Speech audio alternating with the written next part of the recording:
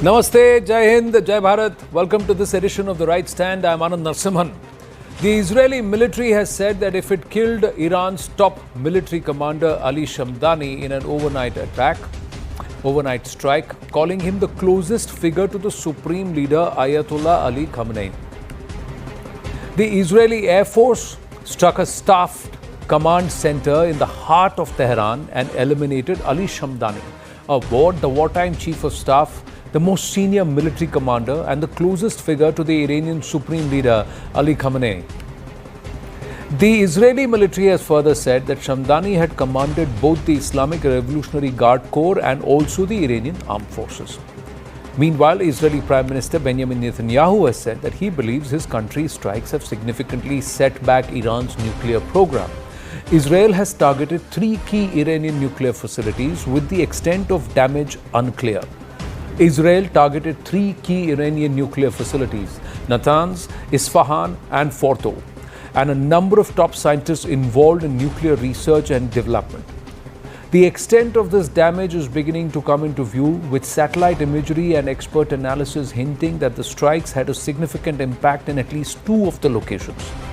An Israeli military official has said that strikes on Iran's nuclear sites in Natanz, Isfahan were able to damage the sites significantly, while Iran claimed that damage to the facilities was limited.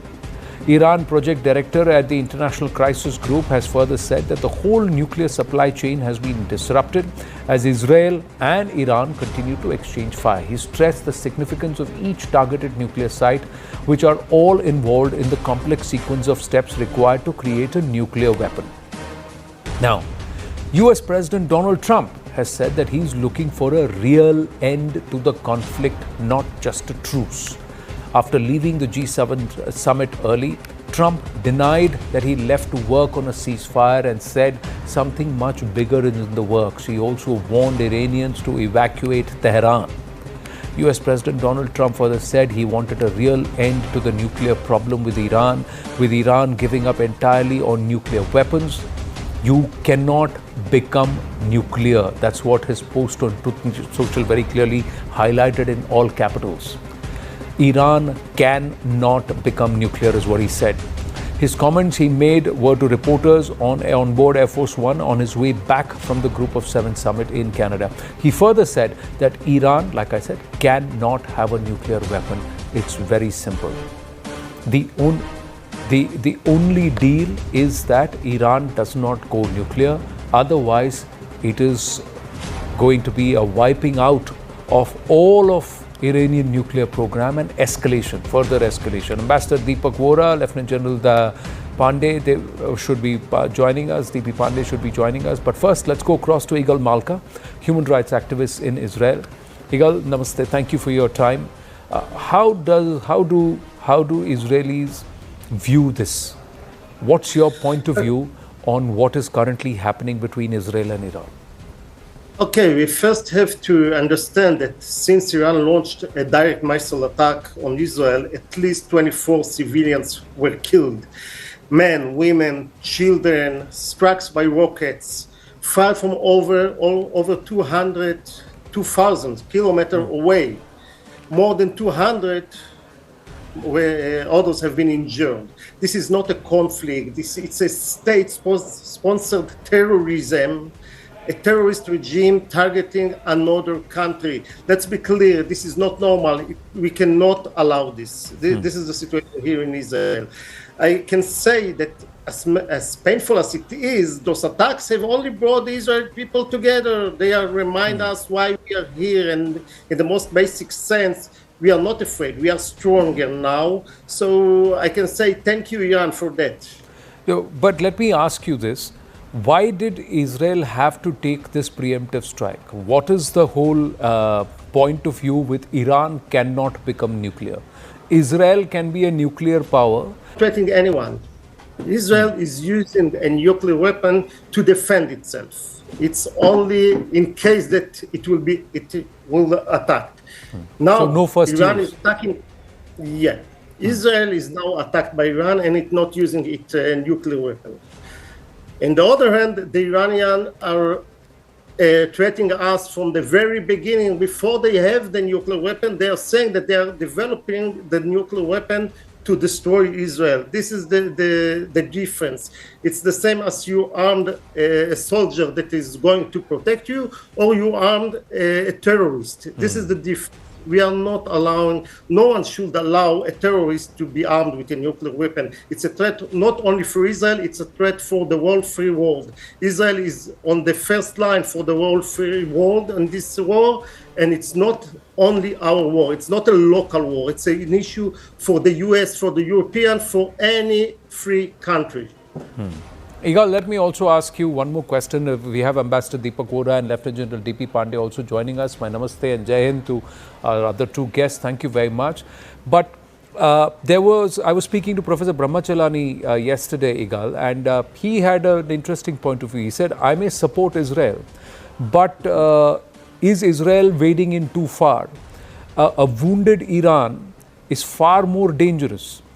Iran is a signatory to the NPT, but yet still continues with its nuclear program. With whatever decimation is happening, destruction is happening, is Iran not going to be further more firmly resolved to eventually turn nuclear and destroy Israel? How is it going to help Israel in the long term with what's going on? Okay, I can tell you that if we are afraid of it will become more dangerous, then we should think about Iran with nuclear weapon. As long as they have those plans, as long as they have this regime that planning to develop a nuclear weapon, then it's dangerous, not only for us, but for the whole world. So the issue here is to change the regime in Iran. The Ayatollahs that came in 1979, made change in to the Iranian people. We are looking around and we see the people of Iran that cheers Israel. They want us to change the regime in Iran. It should not end with any agreement. If you think that we can do an agreement that Iran will develop a weapon with limited options, then it's not going to be something like that. We have to throw them away, nothing else. But Ambassador Deepak Vora, let's take the conversation forward. Now, Benjamin Netanyahu, the Israel Prime Minister, also said that Ayatollah Khamenei has to go. There has to be a change in the regime. Now, that's the only solution for this war to stop. Do you agree, disagree? Because they have been there for such a long time that 4 generations have come under them. Whatever Iran's abilities have been or inabilities are under the Ayatollah's regime. Is Iran ready for a regime change, and will the regime change bring about peace? Thank you very much, sir. Always a pleasure to... Igal, I'm just going to the other panelists and then I'll bring you back in. Yeah. Yes, Ambassador Saab, go ahead. The other person who was speaking, and I see the Star of David behind him, it's the star I wear on my chest. Obviously, Israeli.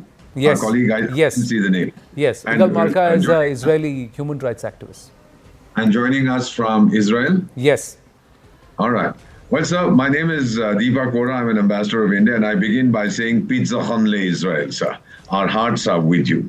I know what is happening. I have been in your country. I have passed through that area. Sir, we were talking about the regime change operations and so on. Let me just put it this way.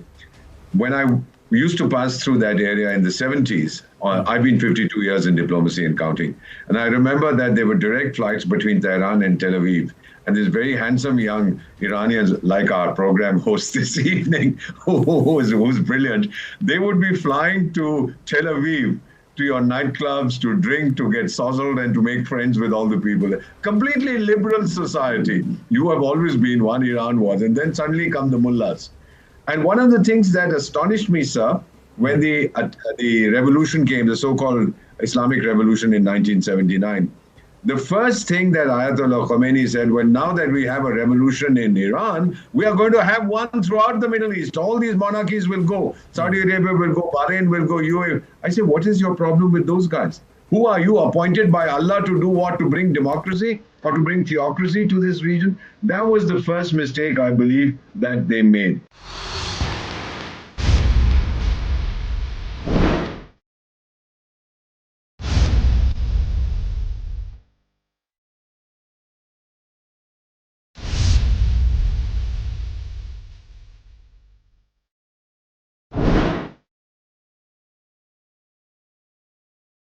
Thank you.